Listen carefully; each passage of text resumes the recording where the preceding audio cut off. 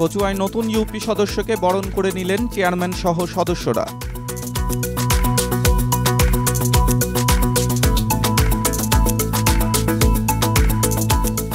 নির্বাচনী ট্রাইব্যুনালে মামলা করে অবশেষে ইউপি সদস্যের মৃত্যুজনিত কারণে রায় পেয়ে কচুয়ায় ইতিহাস সৃষ্টিকারী ইউপি সদস্য শেখ মোহাম্মদ হারুনুর রশিদকে শপথ গ্রহণের পর ফুলেল শুভেচ্ছায় বরণ করে নেওয়া হয়েছে।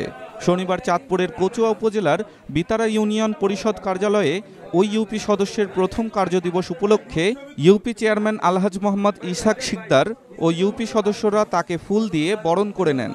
এ সময় ইউপি সচিব জাকির হোসেন মৃধা, ইউপি সদস্য আলমগীর হোসেন, আব্দুর জব্বার মোল্লা, মোহাম্মদ রুহুল আমিন, ইউনুস মুন্সি, শরীফ সরকার, আলাউদ্দিন বাবুল, জসিমউদ্দিন, হুমায়ুন কবির সুজন, আকলিমা আক্তার আখিসহ দলীয় নেতাকর্মী ও সমর্থকরা উপস্থিত ছিলেন।